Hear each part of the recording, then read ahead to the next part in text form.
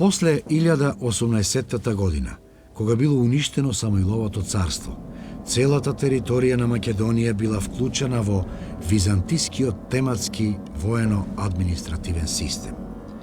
Од ново приклучените македонски територии, Византија формирала нова тема, во ранг на Катепанат, која го добила името Бугарија. Седиште на новата тема станал градот Скопје, а прв управител Давид Аријанит. Превентивно, за да не стане големо жариште на побуна, византискиот цар Василий II веднаш наредил да бидат разурнати ѕидините на градот Охрид, поранешната престолнина на Самуиловото царство.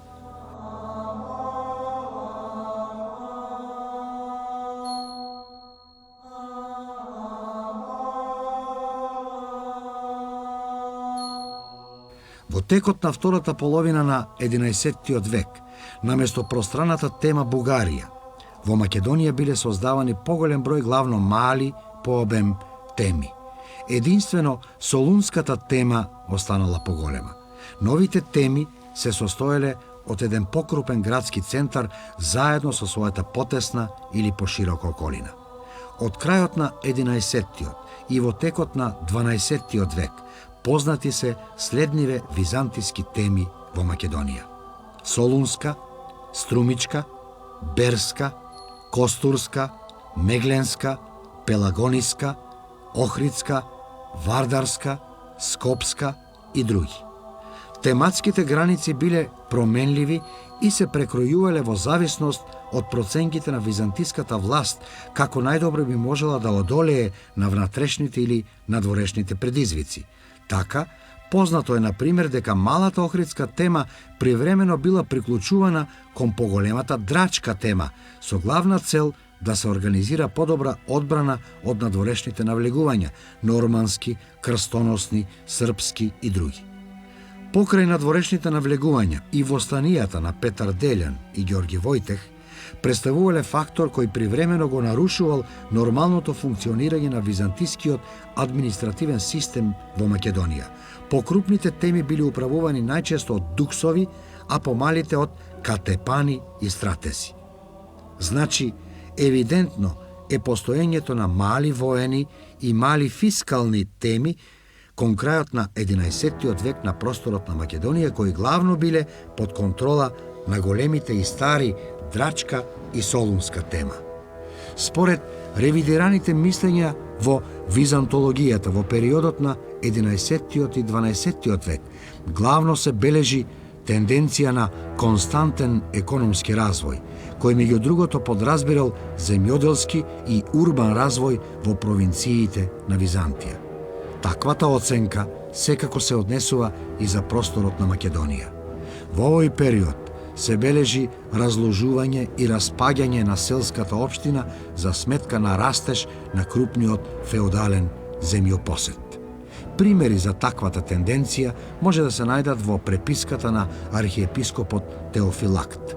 Слободните селани на разни начини биле претворени во феодално зависни луѓе, кои биле поделени во повеќе категории. Основната категорија на зависни лица биле познати под името парици. Исто така, како посебни категории зависно население, треба да се споменат отроците, клириците и робовите. За време на византиското владење во Македонија, во пракса бил присутен имунитетот екскусија. Тоа всушност значило дека византиската држава одстапувала почесто финансиски, а поретко административно-судски права на феодалните господари.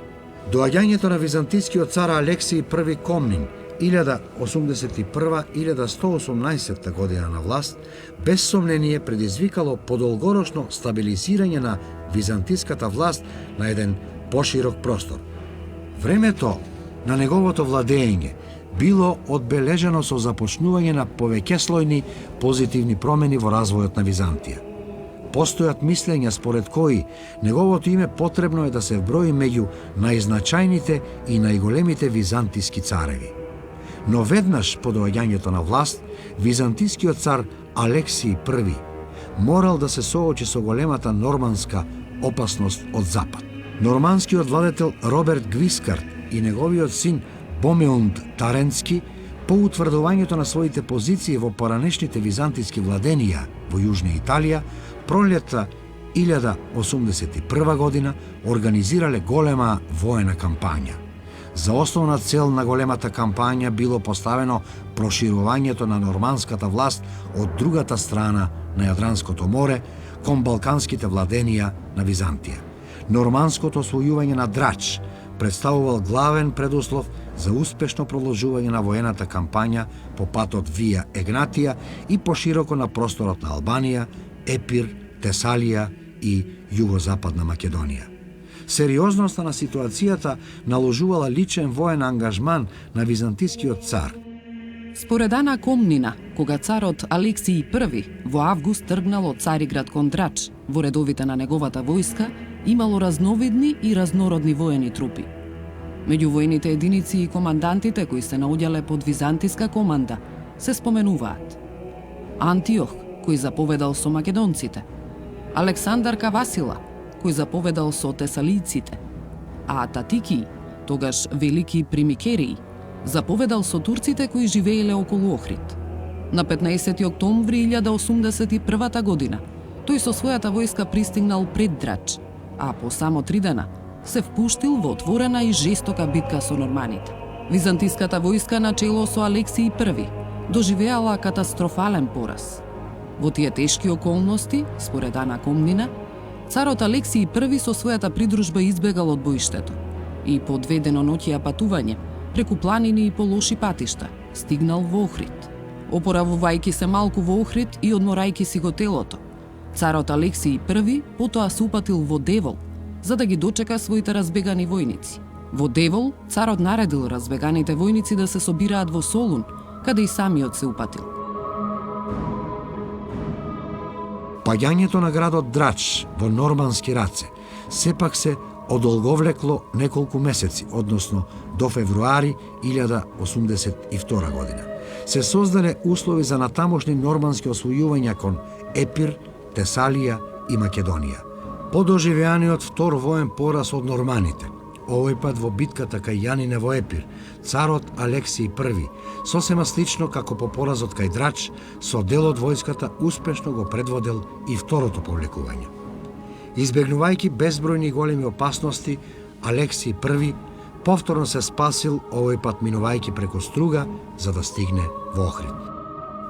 Според известувањето на Ана Комнина, царот Алексиј I заминал од Охрид, упатувајќи се кон Вардар за да собира нова војска, која му била потребна за следниот судир со норманите. Новата битка најверојатно се одиграла летото или почетокот на есента 1082 година, но местото на одигрување не може со сигурност да се утврди. Последователните порази кои ги доживеала Византија во трите битки 1081-1082 година против норманите истовремено представувале неуспешни обиди да се сопре норманското напредување во внатрешноста на Балканот. Според Ана Комнина, повраќањето на Роберт Гвискард во Италија пролетта 1082 година, командата врз норманската војска веќе ја имал превземено неговиот син Боемунд. Тенденцијата за превземање на успешни воени акции против Византија, Боемунд ја продолжил со освојувања во Македонија. Петар Алифа ги завзел двата полога, горен и долен, додека Пунтесиј завладел со Скопје. Потоа Ана Комнина изнесува сосема кус опис за делумното освојување на Охрид од страна на норманите. Лично Боемунд по повикот од охриѓаните брзо пристигнал до Охрид, задржувајќи се таму кратко време. Не постигнал ништо или без да може да направи нешто, бидејќи Ариеби ја бранел Охридската тврдина. Значајно е да се наведе еден општ податок од Ордерик Виталис. Тој всушност соопштува одредени наредби или препораки на Роберт Гвискард упатени кон норманските грофови предводени од Боемунд како да се однесуваат кон локалното население и византиските благородници. Меѓу другото, се открива дека треба храбро да се борат, но само доколку бидат нападнати од противникот. Исто така им било наложено да не го вознемируваат локалното население и да не го предизвикуваат против себе. Напуштајќи го Охрид, со главнината од војската, Боемунд се упатил за острово, веројатно по патот Вија Егнатија преку Преспа и Пелагонија. Во понатамошниот тек на норманските освојувања во Македонија 1082-83, по Охрид како засегнати градови и тврдини од продорот на Боемунд се споменуваат Острово, Соск, Сервија, Верија, Воден и Меглен. Следувал период од византиско-норманската војна исполнет со динамични пресврти. Пролетта 1083 година Боемунд ја продолжил офанзивната војна кампања за освојување на нови византиски владенија во Македонија и Тесалија. Во еден силен налет, пред да се упатат кон Лариса, норманите успеале да ги освојат важните градови Пелагонија, Битола, Трикала и Костур. Но потоа следувале два тешки пораза – битката кај Лариса и битката за Костур, од кои норманите до крајот на војната не можеле да се опорават. Најпосле, крајот на византиско-норманската војна се случил 1085 година. Византискиот цар Алекси I Комнен за време на своето долгогодишно владење без своја волја бил инволвиран во големото движење од западот Првото крстоносна војна. Ова движење било организирано и предводено од западноевропските главно француски благородници, како и од папските великодостојници, и за главна цел имало ослободување на Христовиот гроб во Ерусалим. Во контекст на овој поход, балканските владенија на Византија се нашле како транзитна зона на крстоносците. Постојат византиски, но уште повеќе западноевропски извори кои известуваат за овој крстоносен поход. Според тие известувања, поминувањето на крстоносците на балканските владенија во тој контекст и на Македонија се датира кон крајот на 1096 и во првите месеци на 1097 година. Првата крстоносна војска која поминала из Македонија е онаа предводена од Боемунд Таренски. Имено тој од Албанија влегол во територијата на Македонија преку Костор и потоа го продолжил напредувањето кон Константинопол. Втората крстоносна војска ја предводел францускиот благородник Рајмунд Тулуски, кој што по патот Вија Егнатија се пробивал низ балканските простори. Така тој кон крајот на 1096 година тргнал од Франција преку Јужна Италија, Далмација, за да стигне во Драч. Во Драч бил пречекан од управникот Јован Комнин, кој што потоа го препратил понатаму во патувањето. Иако декларативно била постигната спогодба, крстоносците да поминуваат мирно низ балканските простори и да бидат снабдувани со прехранбени продукти, Византија тоа не го почитувала. Тие често биле напаѓани и за тоа известуваат западните извори. Според францускиот автор Рајмунд од Ажил, крстоносните војски постојано биле напаѓани при своите преминувања во Македонија од узите, куманите, печенезите и турците. Секако ова се смета дека се наемнички војски на Византија. Последната крстоносна војска која поминала низ територијата на Македонија е онаа предводена од херцогот Роберт Нормандиски и грофот Стефан од Блуа и Шартер. За ова добиваме информација од познатиот француски хроничар Фулкер од Шартер, која напишал историјата Ерусалимската историја. Според неговите податоци, крстоносците кон крајот на 1096 година почнале со патувањето кон Балканот. По известни тешкоти, тие го поминале Јадранското море и се истовариле кај Драч во Албанија. Потоа го продолжиле патувањето по копнен пат. При ова патување интересно да се споменат одредени топоними кои што ги споменува Фулкер од Шартер. Па така, например, градот Охрид е наречен Лукреција, а градот Битола Ботел. Исто така, Фулкер од Шартер ја споменува и реката Вардар. Од богатата ризница на податоци во писмата на Теофилакт Охридски постојат ретки фрагменти кои се однесуваат на преминувањето на крстоносците низ Македонија или по-конкретно низ некои од епархиите на Охридската архиепископија. Обраќајќи му се на китарскиот епископ после одредена пауза во комуникацијата, Теофилакт значителен дел од писмото посветува на двете причини кои придонеле за тоа. Првата причина била преминувањето на франките или навлегувањето, или не знам како поинако да го наречам, кое толку не опфати и не привлече, што дури ни самите не се чувствувавме. Втората причина била што Теофилакт не бил во можност да најде сигурен и доверлив курир за праќање на писмата. Но бидејќи веќе се навикнавме на пакостите на франките и ги поднесуваме злата полесно од претходно, зашто времето е добар учител на се, па затоа понекогаш сме господари на себе си. Податокот на Теофилакт упатува на тоа дека за време на поминувањето на крстоносците 1096-1097, состојбата во Охрид и пошироко била неповолна, одразувајќи се најмногу на ограничување на движењето на луѓето и осиромашувањето на материјалните и човечките ресурси на градовите. После 10 години се бележи последниот обид на Боемунд Таренски да завладее со балканските владенија на Византија. За да ја добие неопходната финансиска и дипломатска помош, Боемунд ги посетил Италија, Франција и Нормандија, а по пристигнувањето во Јужна Италија во втората половина на 1106 година, тој ги започнал конкретните војни подготовки за предстојниот продор. Бидејќи таквата намера на Боемунд била очекувана од византискиот цар, тој започнал со сериозни и долготрајни дипломатски и војни подготовки со намера Византија овој пат поуспешно да се справи со норманската опасност. Токму во контекст на подготовките кои биле превземани за што подобро утврдување на градот Драч, Ана Комнина меѓу другото се осврнала на реката Дрим, при тоа опишувајќи го нејзиното течение од истекот на Охридското езеро до вливот во Јадранско море. Според авторката, реката Дрим се симнува од височините од езерото Лихнит, кое на варварскиот јазик се нарекува Охрид, од планината Мокра преку 100 канали. Тие како посебни рекички на тој начин течат до реката кај Дебар во која се влеваат. Од тоа место реката се зголемува и се нарекува Дрим. Потоа следува описот на течанието на Дрим до нејзиното влевање во Јадранското море, во близина на Леш.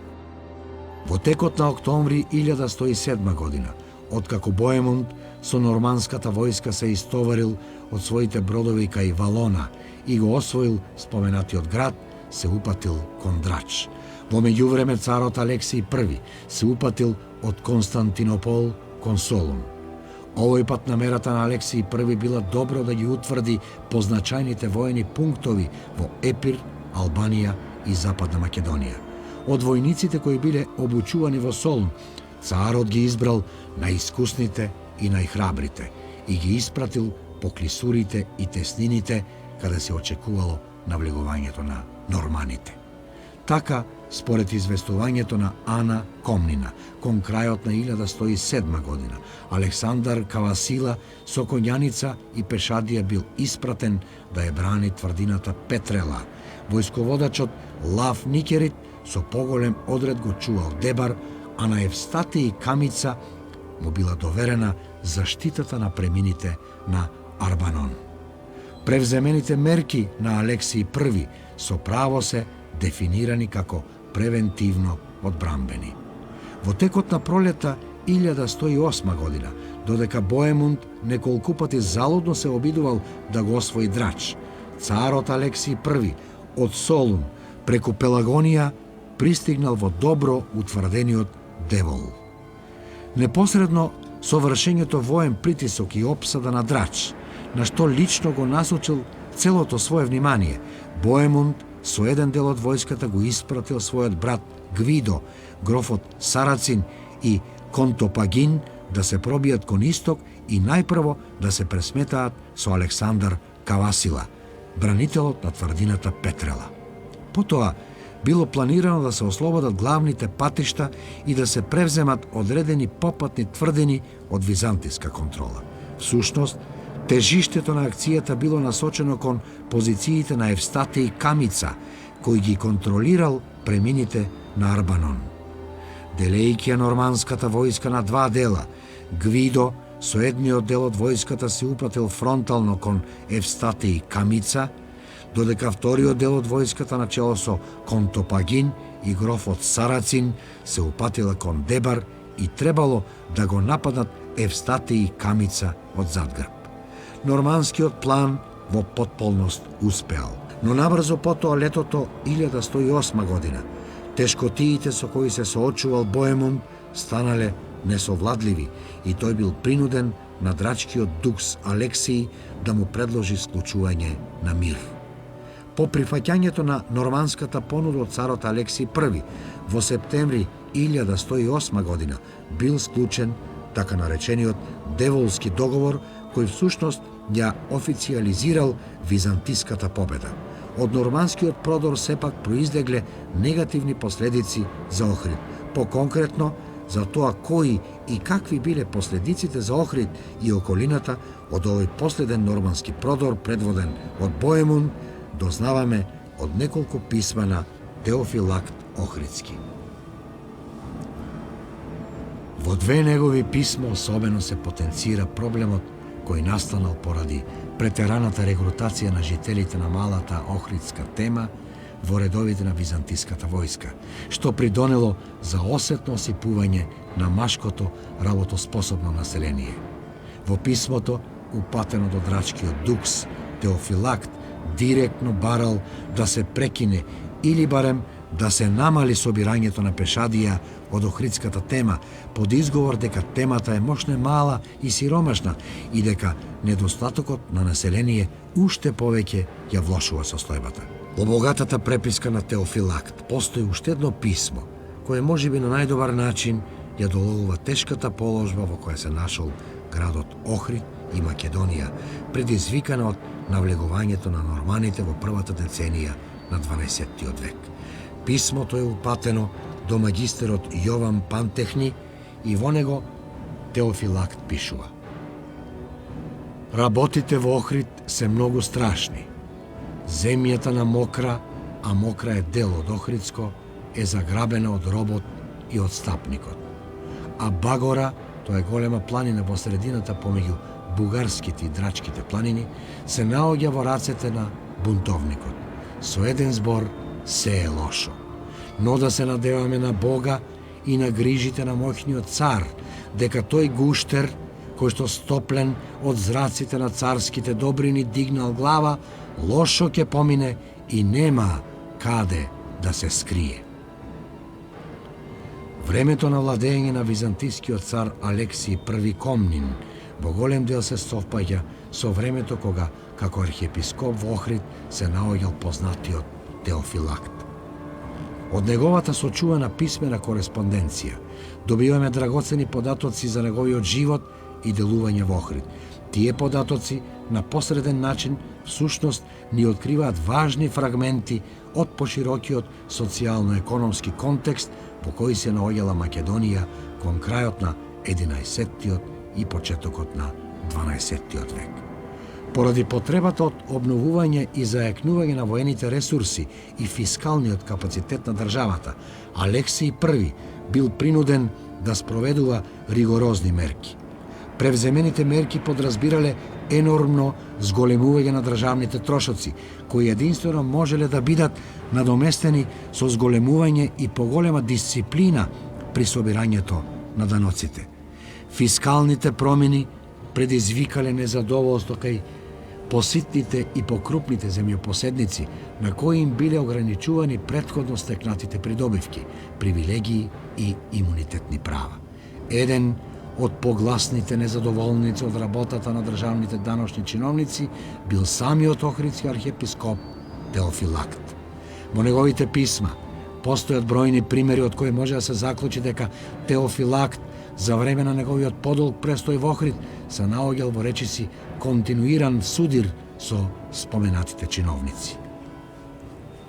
Во неколку писма од преписката на Теофилакт централно место завземаат случувањата во врска со долготрајниот конфликт меѓу архиепископот и парикот Лазар. Преку случајот на парикот, кој бил искористен како експонент, даночните чиновници всушност ги подкопувале собственичките и имунитетните права и привилегии на црквата. Сето тоа одело во прилог на зголемување на државните за сметка на црковните приходи.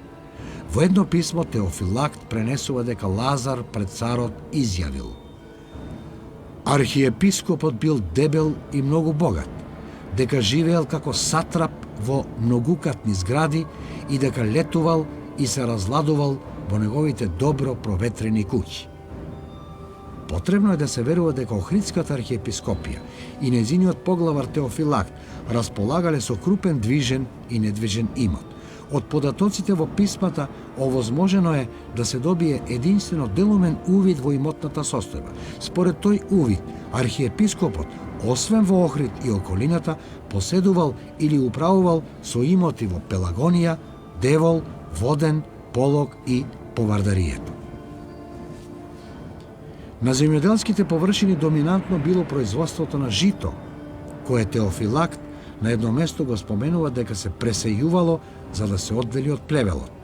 Под поимот жито, споменат од Теофилакт, потребно е да се подразберат следниве житни култури: пченица, просо, овес, јачмен и друго. За мелење на житото Теофилакт користел воденици, но од писмата се дознава дека за нивно користење на државата бил принудуван да ја плаќа двојно повисок данок отколку останатото население и дека плаќал данок и за урнатите воденици. Во земјишните имоти на архиепископијата влегувале и лозјата. Тие се споменуваат во контекст на тоа дека Теофилакт на престапниците кои биле осудени од црковниот суд им одземал лозја и ги приклучувал кон неговиот земјоделски имот. Од грозјето кое било добивано од лозјата било правено познатото охридско тенко вино. Во едно од писмата Теофилакт оставил сведоштво дека во негово време во околината на Охрид се одгледувала и маслинката. Треба се претпостави дека со нивна преработка се добивало масло. Архиепископијата по се изгледа располагала со пространи планински пасишта на кои се одгледувало ситен и крупен добиток. На едно место во писмата се споменува дека Теофилакт им доделил малку добиток на дел од своето зависно население. Се чини дека Теофилакт добивал големи приходи од црковните пасишта, што се заклучува од податокот дека неговите патишта биле полни со сирење, а од неговите ридови течело млеко. Во редот на стопанските гранки од кои црквата без сомнение имала значителни приходи, спаѓало рибарството. Тоа изгледа сосема природно, поради тоа што градот Охрид се протегал на бреговите на Охридското езеро. Од писмата се дознава најраспространетиот начин на кој се ловела рибата. Биле употребувани струги, прегради, кои грците ги нарекувале вади. На повеќе места во писмата се сретнуваат податоци дека Теофилакт испраќал охридски риби на своите адресанти, пријатели и поддржувачи ширум диецезата на Охридската архиепископија и пошироко. Тие насекаде биле познати како сладки риби, веројатно бидејќи биле вкусни за јадење или можеби дека биле сладководни. Интересно е тоа што се открива дека рибите за конзумирање биле подготвувани на два начини: како солени риби и риби испечени во леп. Најверојатно се работи за видовите на риба пастрмка и белвица. Посреден податок кој сведочи за функционирањето на трговијата во Охрид представува постоењето на градскиот пазар, каде бил забележуван и Теофилакт. Се смета дека присуството на Теофилакт на пазарот треба да се разбере како негова потреба да тргува со вишоците од земјоделско-сточарските продукти кои ги остварувал од своите имоти. Во писмата на Теофилакт на неколку места директно се споменуваат охриѓаните. Таквите податоци овозможуваат во голема мера да се открие каков бил односот на Теофилакт кон нив. При тоа, потребно е да се нагласи дека освен специфичната локална димензија на значење, споменувањето на охриѓаните мошне често представувало персонификација за македонското население воопшто. Кратко време по доаѓањето на Теофилакт во Охрид, разочаран од опкружувањето, тој во едно писмо ги соопштува првите впечатоци за охриѓаните. Користејќи длабока реторика, Теофилакт охриѓаните ги доживува како вратови без глави, кои не знаеле да го почитуваат ниту Бога, ниту луѓето. Понатаму истакнува дека бил осуден да живее со такви чудовишта и дека не постоела надеж под влијание на некакви подобри сили вратовите да добијат глави. Во едно друго писмо, Теофилакт реторички истакнува дека охриѓаните ја слушале неговата песна, проповед како магарето лирата, на тој начин нагласувајќи ја нивната неукост и непознавањето на грчкиот јазик. Користејќи длабока метафора, Теофилакт на 3 места жителите кои го обкружувале ги нарекува жаби од смрдлива средина, кои биле пород на овдешното езеро на злото, алузија за Охридското езеро. Уште се дознава дека населението смрдело на кози и веројатно на овчи кожи, дека неговите работи засмрделе и изгниле за време на неговиот долг престој во градот Охрид и дека тој наводно робувал на робовите и нечистите варвари кои живееле во голема сиромаштија. Но веројатно, откако одминало подолго време од неговиот живот во Охрид, Теофилакт признал дека не останал отпорен на влијанијата на варварската средина. Тој во едно писмо истакнува дека откако се наоѓа во Охрид, сите негови работи засмрделе и изгниле, дури оние кои биле пријатни и убаво мирисале. При тоа изразува страв и бара помош во блиска иднина гнилежот и смрдејата да не започнат да му мирисаат многу убаво и пријатно. Треба да се потенцира дека, иако испишаните зборови содржат голема доза на иронија и самосожалување, сепак тие на оригинален начин ја потврдуваат неизбежната интеракција и влијание кое го примал Теофилакт од варварската средина.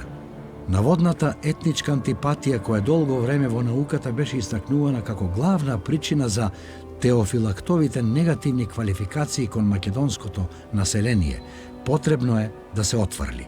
Сваќањата и однесувањето на Теофилакт биле сосема вообичаени за еден образован ромеј на висока црковна позиција во провинцијски град обкружен со варвари. Едноставно се работи за цивилизацијски и културолошки јаз кој реално постоел меѓу ромеите и словените, приоритет во неговото делување како лојален човек на византискиот цар било настојувањето да го држи покорно кон Византија населението на неговата архиепископија. Едноставно, Теофилакт бил човек со 2 лица и 2 природи. Византиската власт во Македонија во 12-тиот век главно имала стабилен карактер. Потребно е да се издвои дека за време на долгото владење на византискиот цар Мануил I Комнин 1143-1180 во контекст на византиско-српските судири, Македонија играла многу важна улога. Во тој контекст се бележат бројни престои на споменатиот цар во Македонија. Поконкретно, може да се утврдат дури 7 престојувања на царот Мануил во Пелагониската рамнина во период од 20 години, 1149-1168. При тоа просторот на Пелагонија бил погоден за подготвителни и логистички воени активности во борбите на Византија, главно против Србија. За историјата на македонските простори, ретки и значајни податоци се содржани во делото Географија од познатиот арабијански писател Идризи. Во споменатото дело од средината на 12-тиот век се споменуваат и накратко се опишуваат бројни македонски градови. Охрид е прекрасен град со многубројни згради и развиена трговија. Тој се протега на врвот од еден убав рид. Близу до него се протега големо езеро од кое рибата се лови со лодки. Тоа езеро се наоѓа од јужната страна на градот. Обиколката на езерото трае 3 дена патување. За Скопје се дознава дека бил голем град со особено развиено земјоделство, лозарство и овоштарство. Струмица се продегала на една планина и била богата со обработливи полиња, како и со овошни и лозови насади. Мородвист бил густо населен град сместен на рид и имал ниви и лозја. Малешево било место изградено на висорамнина и обкружено со села и селца со прекрасни градини и бројни овошни насади. Острово било селиште обколено од големо езеро богато со риба, чија обиколка трае ден и половина патување. Воден бил град сместен на познатиот пат и бил оддалечен од Солун 2 дена патување. Сер бил убав град со многу згради, со лозја, со овошни насади и со ниви. Битола бил убав, прекрасен и пријатен град во кој се стигнувало од Охрид, одејќи кон исток за 2 дена, додека растојанието од Драч до Битола изнесувало 8 дена. Лерим пак бил оддалечен од Битола половина ден одење. Имал повеќе квартови со многу жители, а се наоѓал на една височинка. Уште се дознава дека полињата околу градот биле посеани со разновидни култури, а имало и многу лозја. Поголемиот дел од градовите биле аграрни населби. Солун и Сер биле поразвиени градови со повеќе занаетчиски работилници. Со смртта на царот Мануил во 1180 година завршила една блескава епоха и започнал еден од најсудбоносните периоди во 1000-годишната историја на Византија. На внатрешен план до полн израз дошле сепаратистичките тенденции на крупните магнати. Во 1185 година се бележи нов нормански обид за завладување на балканските владенија на Византија. Откако во јули норманите од Сицилија, предводени од кралот Вилхелм II, без поголем напор го освоиле градот Драч, тие веднаш по патот Вија Егнација се опателе кон Солун.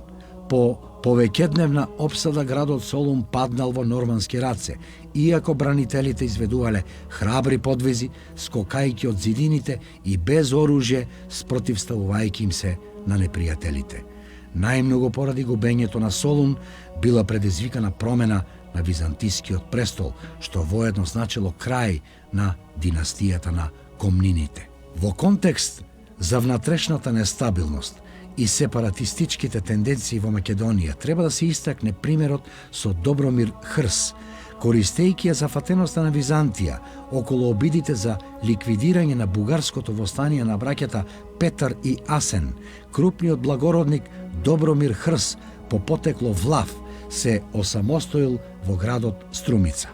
Според историчарот Никита Хонијат, Хрс не им се придружил на браќата Петар и Асен кога тие во 1185 година се кренале против ромеите, туку кренал оружје против нив со своите 500 сонародници и станал сојузник на ромеите. Иако не се наведува во изворите, се смета дека Хрс и пред 1185 година делувал како крупен феодален господар во Струмичката област. Според известувањата на Хонијат, набрзо потоа беше фатен дека, постојано пробивајќи се напред и настојувајќи за себе да ја приграби власта, се приклонуван кон своите соплеменици, па поради тоа бил затворен. Потоа бил пуштен и испратен да ја чува Струмица, но надежите на царот, кој таму го испратил, тој ги изневерил, подведувајќи се на својата желба и тој на соседите ромеи безсрамни зла да им нанесува. Откако се утврдил во Струмица, според Теодор Скутариот, Хрс ја завзел и блиската тврдина Просек, која ја претворил во седиште на независно кнежество. Никита Хонијат пак потврдува дека по завладувањето со Струмица ја зазел и тврдината Просек, која откако ја уредил како резиденција, ја утврдил и приспособил во непристапно живеалиште. Познати се исклучително живописните описи на тврдината.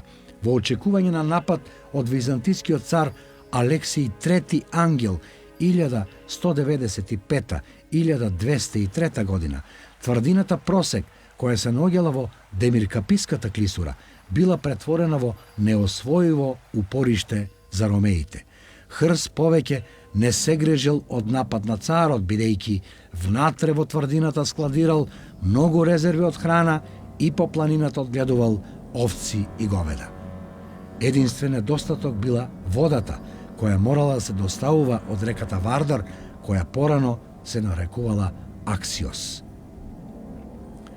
Покрај Струмица и Просек, во самостојните владенија на Хрс влегувале и други градчиња и села.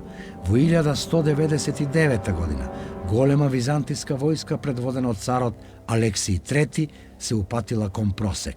Откако биле завземени и опустошени некои од попатните тврдини, веднаш се пристапило кон освојување на главното упориште. Таквата тактика се покажала неуспешна. Не располагајќи со потребните обсадни справи, ромеите лесно станувале жртви на војниците на Хрс. Стрелајќи од височините и тркалајќи камења и празни бочви, тие ги убивале напаѓачите и внесувале ужасен страв во редовите на византиската војска. Откако за царот Алексиј III станало известно дека тврдината Просек е неосвојива, бил склучен мировен договор. Најважно за Хрс било што издејствувал и натаму да го владее Просек, но и да се ожени за жена од благороден род. За негова сопруга била избрана ќерката на протостраторот Мануил Камица, братучедот на царот, која откако насила била разведена, му била испратена на господарот на Просек. По свадбата, исклучениот брак меѓу Хрс и византиската принцеза, привремено настапил мирен период во меѓусебните односи. Но не за долго. Мануил Камица, по ослободувањето од бугарско заробеништво, го убедил својот зет Хрс заедно да ги нападнат ромејските области близу до Просек. Во 1201 година, по брзото и лесно освојување на Прилеп и Пелагонија, сојузничките војски ги продолжиле своите проширувања кон пространи територии се до Тесалија, а засегнати биле и областите на Средна Грција и Пелопонес. Тогаш царот Алексиј III ја применил вештата византиска дипломатија и издејствувал раздор и раскинување на сојузот меѓу зетот Хрс и тестот Камица. Откако му ја ветил раката на својата внука Теодора, византискиот цар успеал да го придобие господарот на Просек и набрзо бил склучен нов мировен договор. На тој начин, без да слезе од својот каменест и непристапен Просек, како змеј кој се гнезди на карпа и не остава траги по своите стапки, ти го принуди кон робство, известува Никите Хонијат. Хрс бил натеран да му се подчини на царот. Таквата постапка всушност го предодредила крајот на самостојното владение на Добромир Хрс. Во 1201 и 1202 година, освен што и ги вратил на Византија Прилеп, Пелагонија и соседните владенија, Хрс набрзо ја загубил и Струмица. По 1202 година Добромир Хрс веќе не се споменува во изворите и тој за секогаш исчезнал од историската сцена. Веќе започнало 13-тото столетие, кое се карактеризирало со исклучителна динамичност и менливост во однос на воено-политичките и црковните случувања.